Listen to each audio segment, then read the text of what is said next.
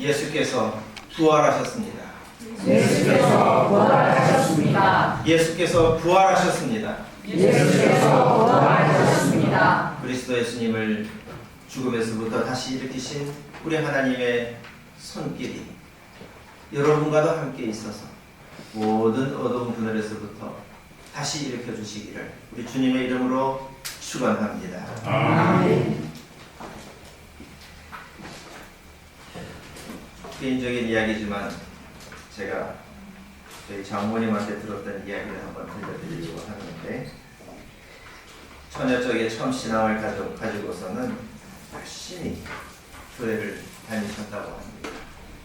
그때는 가로등도 없고 그야말로 한국천지인데 그 깜깜한 새벽에 앞이 보이지도 않는데 그냥 네 발로 엉금엉금 뛰어서 이렇게 예배당으로 달려갔습니다. 그런데 그런 딸을 보고서 그 아버지가 물었습니다. 아니, 이 어두운데 아무것도 보이지 않는데 너는 귀신이 나올까 무섭지도 않느냐? 그러자 그 딸이 아니, 귀신이 어디 있어요? 나는 무섭지 않아요. 이렇게 대답을 했습니다. 그러자 아버지가 아니다. 성경을 한번 읽어봐라. 귀신은 있다. 그 말을 듣고 깜짝 놀라서 성경을 봤더니 과연 성경에 많은 귀신들이 등장한다는 것을 알게 되었습니다. 그렇지만 그렇다고 해서 겁이 솟아난 것이 아니라 그래도 내가 예수님 믿는 사람인데 예수님이 지켜주시니 겁날 것 없다. 그러면서 신앙생활을 힘차게 했었다. 이런 이야기를 제가 들었습니다. 여러분, 귀신이 어떻게 생겼습니까? 성경에는 갖가지 더러운 귀신들이 있어서 그 귀신들이 사람을 미혹하고 때로는 사람을 불과 물로 뛰어들게 만들기도 한다고 했습니다. 또 예수님께서는 군대 귀신을 쫓아내기도 하셨습니다. 그런데 그 귀신이 어떻게 생겼는지 그 모습을 알려주는 데는 아무데도 없습니다. 귀신은 영적인 존재이기 때문에 육체를 가지고 있지 않습니다. 그런데 한국 귀신은 형체가 있지요. 처녀 귀신도 있고 할매 귀신도 있고 몽달 귀신도 있습니다. 서양 귀신들은 그 외모도 서양 사람들처럼 생겼고, 여러분 서양 귀신을 만나면 여러분보다도 귀신이 더 놀랄 겁니다. 왜냐하면 귀신이 뭐라고 인사할까요? 헬로우 하고 가야겠죠. 서로 말이 안 통해서 귀신들이 역사하지를 못할 겁니다. 귀신들의 세계도 사람들의 세상처럼 그렇게 나라별로 민족별로 그 영역이 나누어져 있나 봅니다. 예수님께서 부활하셔서 제자들 앞에 나타나셨을 때에 사람들은 그렇게 귀신을 보는 것처럼 유령을 보는 것처럼 착각을 했습니다. 그러자 예수님께서는 어찌하여 너희는 당황하느냐? 어찌하여 마음에 의심을 품느냐? 와서 나를 만져보아라. 유령은 살과 뼈가 없지만은 너희가 보다시피 나는 살과 뼈가 있다 하고 말씀을 하셨습니다. 과연 예수님은 그 손의 못자국과 또 허리에 창에 찔린 그 모습 그대로 부활하셨습니다. 부활이 모든 성도들의 소망이기는 하지만, 그런데 그런 예수님 모습처럼 똑같은 모습으로 부활한다면 조금 곤란합니다. 우리가 바라기는 이전의 상처가 말끔하게 씻겨진 그야말로 완전한 모습으로, 새로운 모습으로 부활하고 싶지, 평생 고통스러웠던 그 모습 그대로 다시 부활하고 싶지는 않은 겁니다. 성경은 예수님의 부활에 대해서 거듭 증언하고 있습니다. 수많은 사람들이 그 부활하신 예수님을 만났다고 했습니다. 심지어 그 상처에 손을 넣어서 확인하기까지 했다고 했습니다. 그런데 예수님의 그 부활 사건이 중요한 것은 어떤 몸으로 부활하셨는가, 어떤 형체를 가지셨는가, 그런 물리적 차원의 문제가 사실은 아닌 겁니다. 성경에서 거듭 육체의 부활을 말하는 이유는 그 부활이 확실한 일이었다, 그 확실성을 담보하기 위해서 그 육체성을 이야기하고 있는 겁니다. 부활이라고 하는 것은 하나님의 종을 하나님께서 그냥 내버려 두지 않으시고 비록 죽는다 할지라도 반드시 다시 일으켜내신다, 다시 살려주신다 하셨던 그 약속의 확증이라고 하는 차원에서 의미를 가지는 겁니다. 하나님의 종이 겪었던 그 모든 희생을 하나님께서 부활의 모습으로 참으로 영광스럽게 해주신다 하는 그 사실에 강점이 있는 겁니다. 그리고 부활 사건이 소중한 것은 지금 우리에게 주어진 이 시간을 그렇다면 우리가 어떻게 살아야 될 것인가. 하나님이 반드시 다시 일으켜 주신다고 하는데 그 약속을 믿는다고 한다면 지금 우리가 어떻게 살아야 할 건가? 이 문제에 대한 통찰을 주기 때문에 부활은 의미가 있는 겁니다. 예수님의 생애를 한번 보십시오. 하늘로부터 성령을 받고서 예수님의 삶이 완전히 달라졌습니다. 예수님께서 거듭나신 그 일은 부활 사건을 통해서 이루어진 것이 아니라 성령 강림을 통해서 이루어졌습니다. 예수님은 하늘로부터 내려오는 그 성령을 받고서 하나님의 아들로 거듭나게 되었습니다. 그리고 그때부터 하나님의 뜻을 펼쳐내는 공적 생애를 살아내셨습니다. 베드로가 고넬료에게 이 그리스도 예수에 대해서 증언하면서 하나님께서 저 나사렛 사람 예수에게 성령과 능력을 부어주셔서 그래서 예수께서 두루 다니시면서 선한 일을 행하시고 또 마귀에게 억눌린 사람들을 모두 고쳐주셨다, 이렇게 알려주었습니다. 또 사람들은 그런 예수님을 나무에 달아 죽이겠지만 하나님은 그를 다시 살리셔서 그 제자들로 하여금 그 부활의 목격자가 되게 해주셨다고 했습니다. 하나님께서 이 제자들을 부활의 목격자로 세워주신 이유는 이제 이 예수님께서 산자와 죽은 자의 심판자로 하나님의 손에 의해 선택되었다는 것을 선포하게 하시려는 것이었습니다. 다시 말해 이 심판자이신 예수님을 믿어서 우리가 죄의 용서를 받게 하시려는 것이 목적이었습니다. 이것은 바울 사도가 말씀하신 바 우리가 세례를 받음으로써 그리스도 예수와 함께 죽고 또 부활하시는 예수님과 함께 다시 살리심을 받는다 하는 이 사실을 믿는 것과 같습니다. 성도는 세상에 대해서 죽은 존재가 되고 이제는 하나님 안에 감춰져 있는 영원한 생명을 추구하면서 살아가는 그런 존재가 된다 하는 뜻입니다. 하나님께서 이 그리스도의 부활 사건을 통해서 우리로 하여금 이 믿음을 갖게 하여 주신 이유는 그 믿음을 가진 이후의 삶이 지금과는 전혀 차원이 달라지게 만들어 주시려는 겁니다. 예수님께서 성령을 받아서 이전과는 전혀 다른 차원의 삶을 살아내신 것처럼 우리들 역시 이 부활의 소망을 가지고 지금 살아가는 삶의 차원을 한번 고양시켜보라 하시는 겁니다. 그렇기 때문에 이 예수님의 부활은 그 현상적인 문제에 우리가 집착할 일이 아닙니다. 그 부활의 약속을 통하여서 나 자신의 삶을 변화시키는 그 동력으로 삼아서 이제는 우리가 땅의 일에 매여서 살 것이 아니라 위에 있는 것들을 추구하면서 하나님의 뜻을 펼치면서 그렇게 살아가야 하는 것입니다.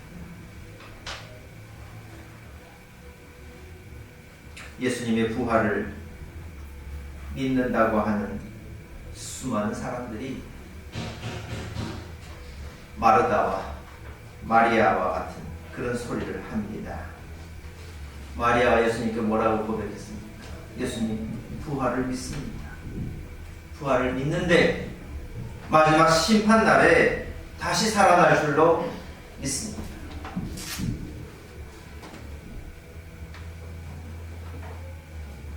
마르다의 이런 믿음을 보고서 예수님께서 옳다, 내 믿음대로 될지어다, 이렇게 말씀하지 않으셨습니다. 예수님은 이미 죽은 지 나흘이 된 그 나사로를 그 순간에 다시 일으키셨습니다. 부활의 역사라고 하는 것은 지금 오늘 우리들의 삶 가운데에서 펼쳐지는 것입니다. 부활의 신앙을 먼 미래의 일로 유보시키지 마십시오. 하나님께서 이 부활의 표징을 보여주시는 것은 지금 당장 하나님의 사람으로서의 삶을 시작하라고, 그래서 새롭게 일으켜주시는 것입니다.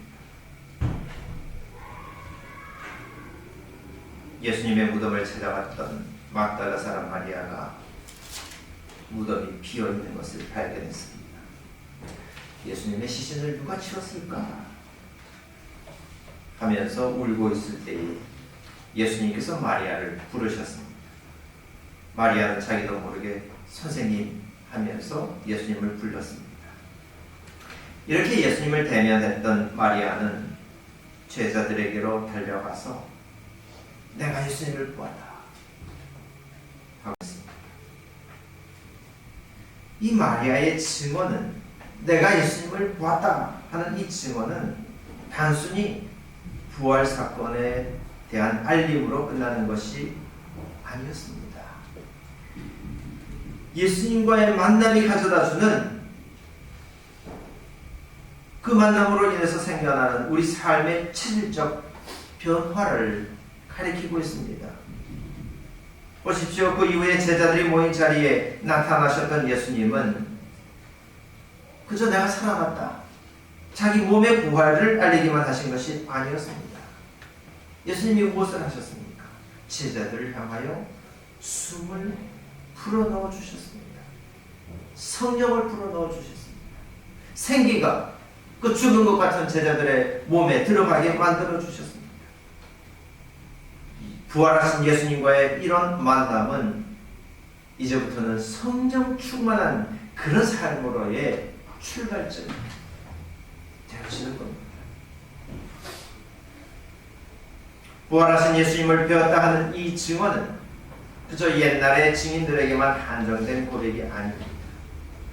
그리스도의 부활을 믿고 하나님 나라를 추구하며 살아가는 사람은 누구든지 다 예수님을 만난 사람들, 부활하신 예수님을 본 사람들, 예수님을 만났다 하는 이 말이 그저 남에게서 들은 이야기, 그렇다 하더라 하는 이야기가 되어서는 안 됩니다. 부활의 증언은 내가 들어서 아는 이야기가 아니라 내가 실제로 경험한 이야기.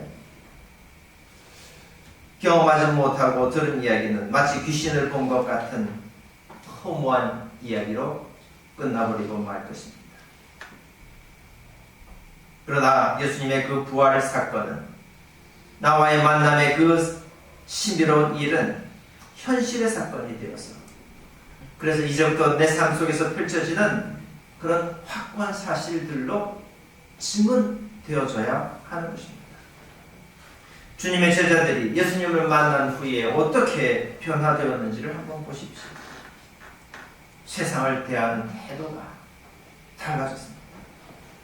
사람을 바라보는 시선이 달라졌습니다. 이방인과 유대인들을 구별하던 그런 막힌담이 허물어졌습니다. 율법과 전통에 얽매여서 살았던 그런 삶에서 완전히 자유로워졌습니다. 땅의 일에 대한 욕망의 굴레에서부터 벗어났을 뿐만 아니라 세상 일에 대한 모든 두려움을 성령 안에서 다 이겨내게 되었습니다. 이렇게 부활하신 예수님을 만난다고 하는 것은 나의 세계관이 달라지고 인생관까지도 달라진다는 것을 의미합니다. 그러므로 여러분 믿음의 고백 역시 그저 입술의 고백을 넘어서서 여러분 삶의 변화를 통해서 증언되어 줄 수 있기를 간절히 축원합니다.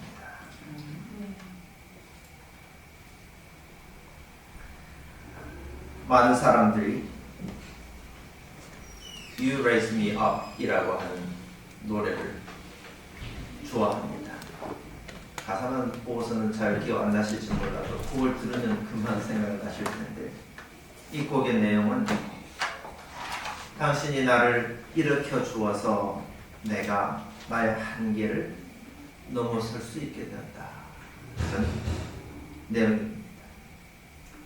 산 위에도 설 수 있고 폭풍우가 휘몰아치는 그런 바다 위를 걸어갈 수 있는 것도 다 당신이 나를 일으켜 주었기 때문이다.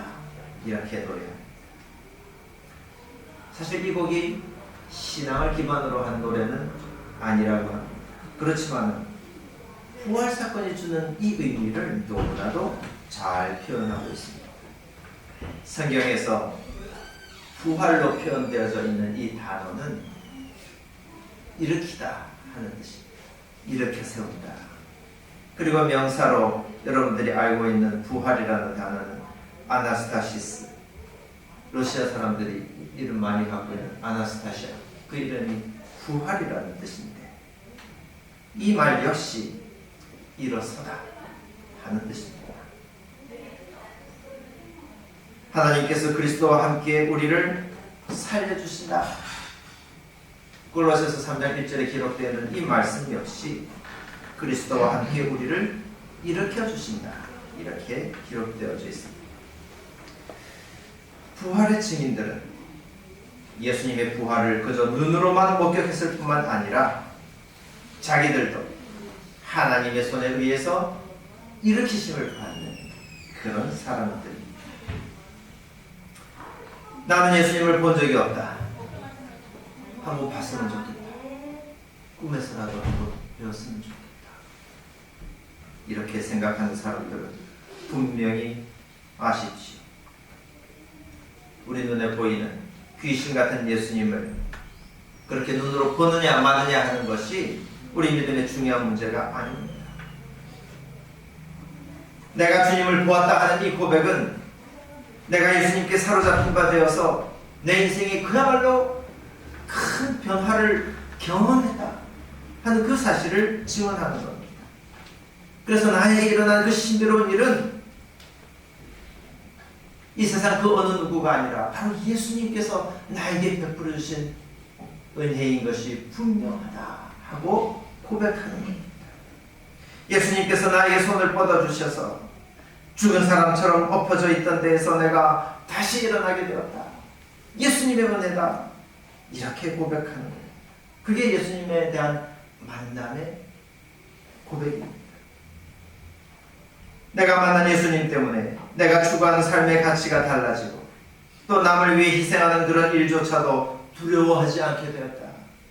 예수님께서 나를 일으켜 주시고 변화시켜 주셨다. 그렇기 때문에 이와 같은 신앙생활의 기쁨을 아는 사람은 누구든지 다 이미 예수님을 만난 사람들입니다. 눈으로 형체를 그릴 수는 없을지 몰라도 그러나 여러분들의 삶 가운데에 하나님의 손길이 예수님의 살아계심이 언제든지 드러나고 있다는 사실을 여러분 잊지 마시기를 바랍니다. 하나님께서 주시는 신비로운 힘을 힘입어서 살아가고 있는 사람 누구든지 다 부활하신 예수님께서 그 삶에 개입해 주고 계시는 겁니다. 그렇기 때문에 이 부활의 계절에 여러분들에게서도 내가 주님을 배웠다. 내가 주님을 만났다. 지금 내가 살아가는 이 모든 것들은 예수님의 힘을 덧입어서 살아가는 것이다.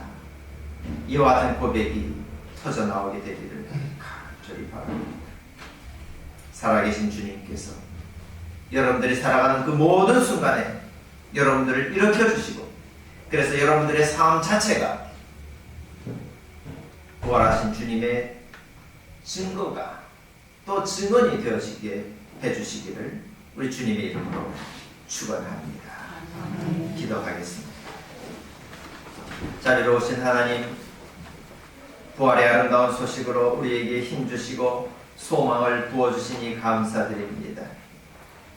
죽은 자처럼 엎드러져 있는 저희들을 주님께서 그 강한 팔로 다시 일으켜 주실 줄 믿습니다.